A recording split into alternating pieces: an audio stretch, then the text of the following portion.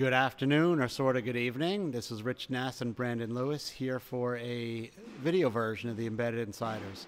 We're here in Nuremberg, and we were supposed to do a recap of day one, but we were so busy that this is the end of day two. So we're going to do a 2-day recap all at once. Yep.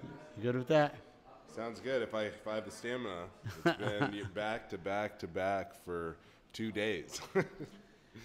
I saw you in the men's room. You had time to go to the bathroom. It wasn't that bad. Once in 2 days. Okay. So I started off yesterday. What I would have said if we recapped after day one was that I just saw dev kit after dev kit in almost every booth. And that seemed to be a really common theme, that people want to help people get 70% out the door with their design, obviously using their own architecture. I'm a big believer in that. I think it's a really good theme. Didn't see as much of that today. Okay, let me ask you, what did you think of day one? It's all kind of blending together, but the big themes that I saw were companies providing solutions. Anymore. It's kind of like the dev kit thing. It's getting out the door, but the best example that I can think of is Silicon Labs with Micrium, and Micrium coming out with Micrium OS and development tools at the same time. So now Silicon Labs is not a silicon provider; they're a solutions provider. Never heard that one before. Right. We provide solutions. I know, but it's true. I mean, really, I hate to say this, but we've said it before and we'll say it again: is that the silicon isn't the value add; it's software. And you can see it, all the consolidations that's happening in the industry. Silicon vendors are trying to figure out how they're going to make, increase their margins. Mm-hmm. And the highest margin business that there is software. Okay, and I'm going to go one step further with that, and something else that we've also talked on in earlier podcasts is that it isn't so much the IoT anymore. We're beyond that. Everything's connected, and that stuff works. And it's not the silicon, and when you're talking about the software, it's not even the operating system anymore. It's up to the next level.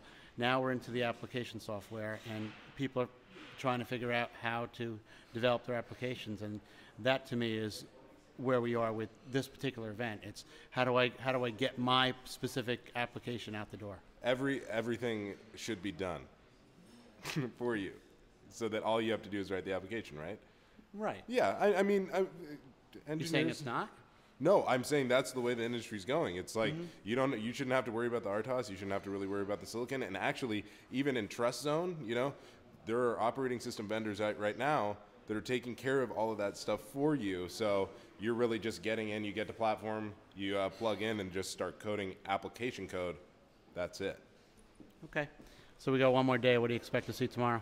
Automotive's been huge, security's been huge, and I think that security, an interesting part about security, I'll be really brief about this, is that it's not so much like the hack security, it's really what we would consider safety and reliability. So like in automobiles, everybody talks about the G-Pack. The likelihood of that really happening, very slim. You had 2 guys sitting in a garage for a year with physical access. What's way more likely is that a fault occurs with an autonomous car, from multiple image sensors.